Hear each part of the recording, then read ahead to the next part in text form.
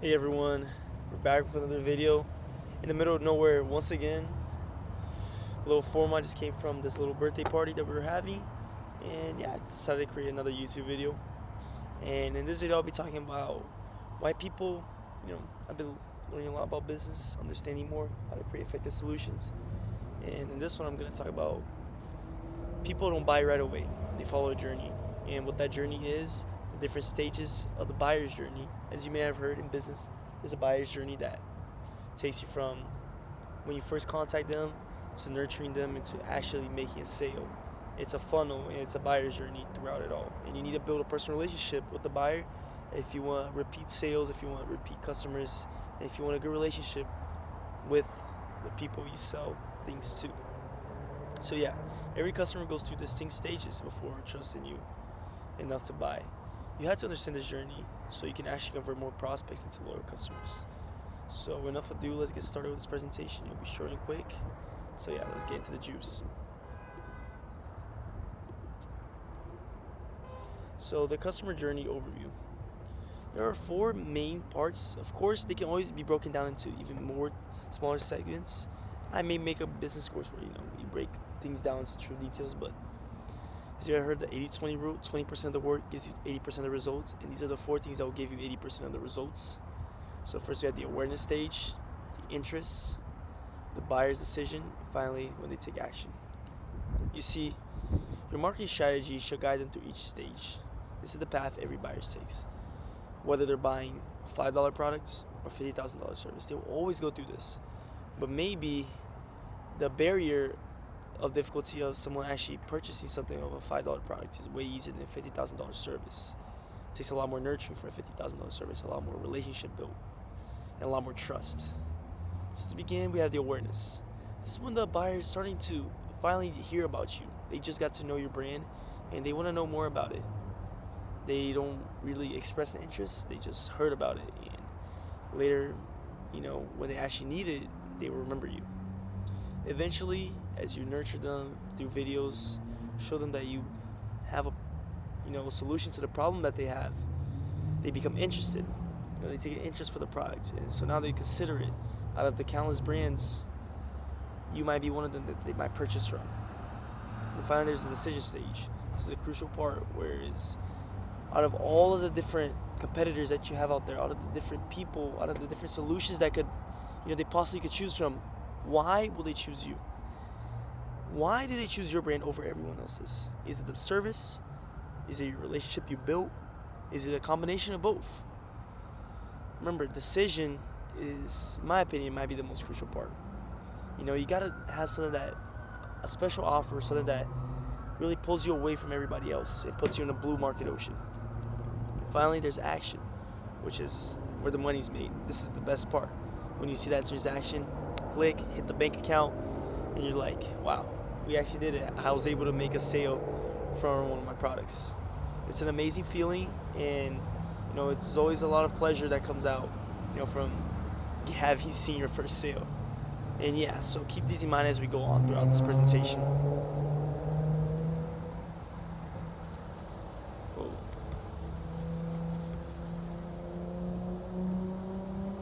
You see, let's begin with the awareness stage. This is when the stranger goes from stranger to your first contact. So who are they? You see, they just discovered that your brand truly exists. They don't really know about you. They don't trust you yet. And why should they? They shouldn't, because they barely know you. So what is the goal in this stage? First ever stage. You gotta grab their attention through content, captivating ads that resonate with their problems and desires. For example, as you can see in the image right below, potential customer sees the TikTok you posted, or the YouTube video, or an Instagram post while scrolling. What in that little short of time, span of time that you posted, what captivated them enough to keep them interested in you and show them that you truly have a solution to their problem? Finally, we have interest. This is when the curiosity finally builds. So now, who they are now? They're exploring content to determine if you're actually a fit for them, if you can solve their problem. See, they're comparing different options. They're seeking more information about it all. What's your goal? You have to provide genuine value. You gotta be relatable and show that your content truly suits them. You gotta position yourself as a trusted guide that understands their challenges better than everyone else. And that is what will position you into success. Don't be flat with what you propose. Be truly honest, Keep it in mind as we go on through this. Have genuine content. Provide genuine value that people can take away and understand. And that's what I hope to give throughout these presentations and throughout my journey growing in my business knowledge and my foundations. And practical examples are free guides. You can get to them if they don't really know about a certain thing. Courses through email, lead magnets, which are free guides. Engaging with social content, creating blog posts that address specific pain points, or making educational videos like YouTube videos that I make like this. I hope to solve a problem. I don't really know what path exactly I want to take, but I truly want to help out and create mass solutions to a lot of people's problems. I'm still trying to think of what really defines me, but I truly believe as long as I keep documenting my journey, helping people out, something good is bound to happen. The decision stage. This is the trust. And like I said, I believe this is the most crucial part because this is where most businesses fail. There's one thing about captivating them and showing who you are. Second, position your product different than everyone else's and making it show that you're the right decision, you're the right solution to their problem. This is the pivotal moment. At this stage, they're weighing their options. They're actively looking. See? Should they buy from you or a competitor? Is the solution you're proposing truly worth the investment? And can they trust the claims that you make? This is when it comes to providing genuine value. Make true claims and don't lie about it. Be honest on what you've done and what you've accomplished and what you can do for them. Don't lie and set different expectations. Okay? It's okay to maybe entice them with an offer that gives them free discounts or free benefits. But as long as you're doing it and you're able to truly give it to them, that's what matters. So this is what matters the most. Trust signals. You need proof, credibility, different ways to show that you've done your work. Proof of evidence. I forgot the name. Testimonials. Yes, testimonials.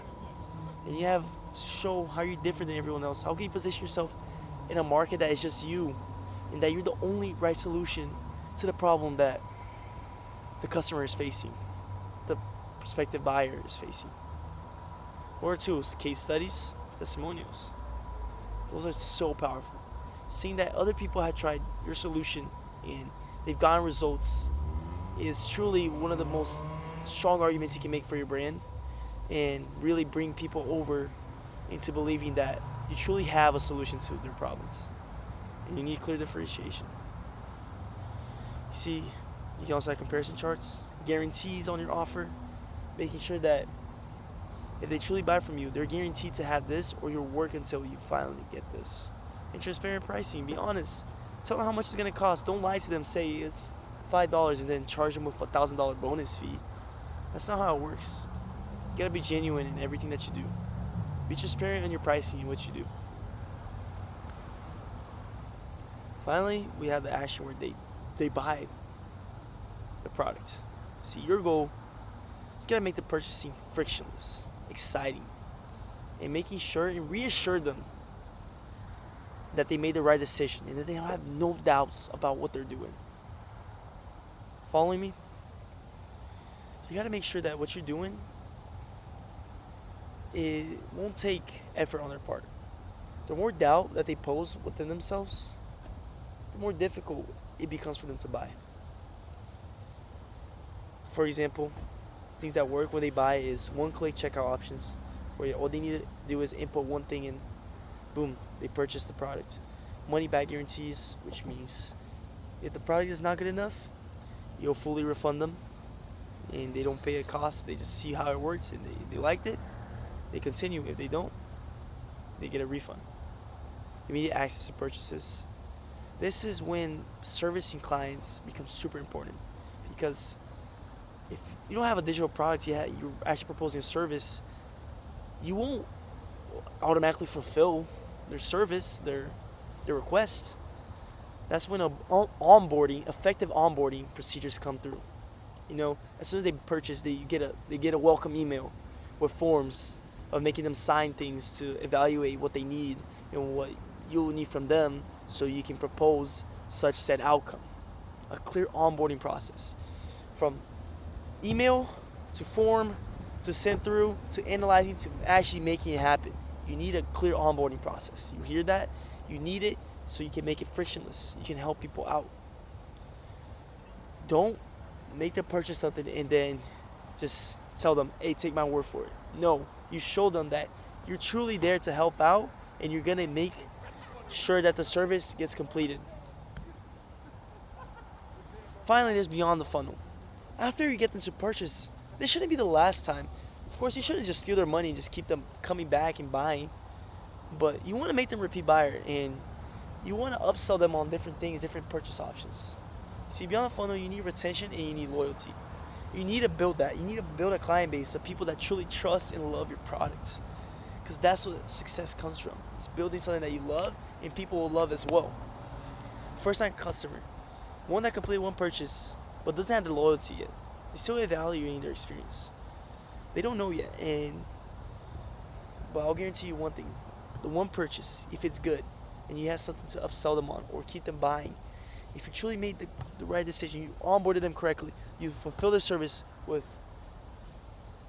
great timing, great quality, they'll keep coming. This is when the repeat buyer comes in. And for additional purchases, you see your brand as a reliable solution to what they need. It'll be way more profitable than constantly acquiring new customers and just having them quit after the first purchase. You don't want that. You don't want one purchase and then being left to find another customer. What if you can just get the same customer and just have them keep buying eventually, so you don't have to keep searching out there for another customer? And then the brand promoter. This is a person that's truly obsessed and will take it to their graves that your brand is the right solution, and will go even out there so far as to promote what you're doing. They recommend your business to others and create organic growth through word of mouth and testimonials. This is essential. You need to have a good brand that delivers quality service on time with a good onboarding process with ease of purchase. As long as you have that, you will build a brand, and people will love what you do and will tell other people about it. This is what happens when you ignore the journey, though. This is not what you want to do. If you're starting a business, you don't want to screw this up, okay? Common mistakes. Don't push for the sales too early. Build a trust. First you need to build trust, build a relationship. Everything is not instant. No instant gratification. Don't ask for the money yet. Wait. Worry about the relationship and then get to the business. Use the same messaging at every stage. You need to change up how you're going to message. When you introduce your brand to one person, it's different how you're going to explain to them to someone that already knows about it. And neglecting existing customers and pursue new ones. You see, don't forget about your customers when you're pursuing new ones. People often forget that, and they're constantly in search of finding new people to buy their products when they still have customers. I remember what I said. The customers that buy can become repeat buyers, and they can spread the brand. And you forget about them, it just ruins the entire process. You kill your business. That's why you need to have a balance between both. Finally, creating friction points in the buying process.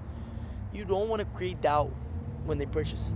Have them pay one time, easy onboarding process, so they don't, worry about that they're actually going to get their product or not.